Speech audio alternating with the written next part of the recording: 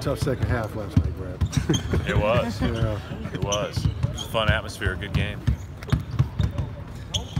How's any update on Gordon as far as tonight? I'm sure he just told you, but I've been told it's unlikely. But I don't know what he's going to go through this morning, so we'll see.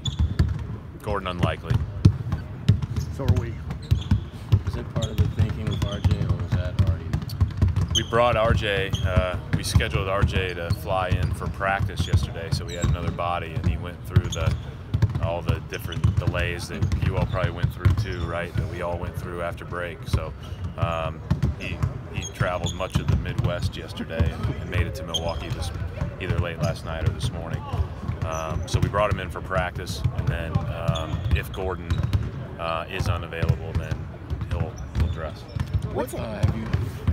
I know your focus has been on your team, but with him in the G League, have you had a chance to see much of what he's been doing there? I always pay attention to those guys. Obviously, pay attention to how the team's doing. Talk to Brandon about the guys. I'm a lot less concerned about what they're doing from a statistical standpoint, and even wins and losses, but more from a development. And are they ready to come and be, play in what we're trying to accomplish? I think RJ's familiarity helps that, anyways, and it probably makes that transition ever smoother. But yesterday, just wanted more bodies out there to practice. We thought about bringing him and PJ just for practice, but as the season winds down, you probably do a lot more of that.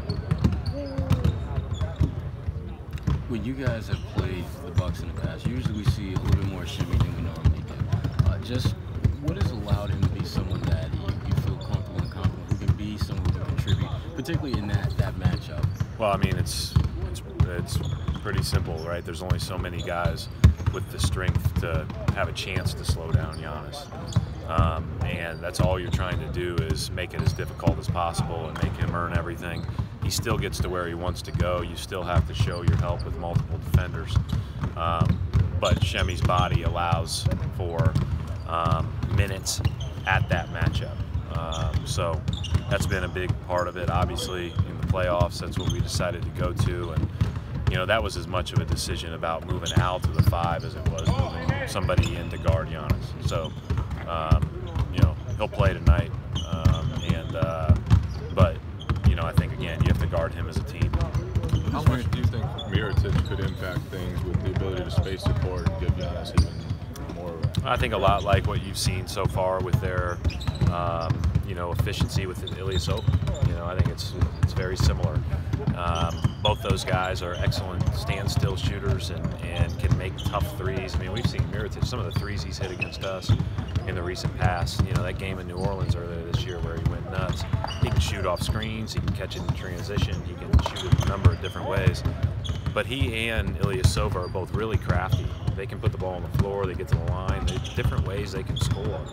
And so it's just another body that can do that. I mean, their additions here mid-season, when you think about not only him, but George Hill, I think are really good ones for how they want to do things.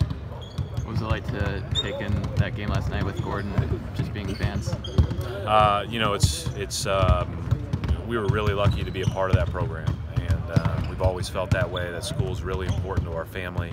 I always say, since being there 13 years, it's like I went to school there 3 times, and it's just always special to get a chance. We were lucky the schedule makers worked it out for us.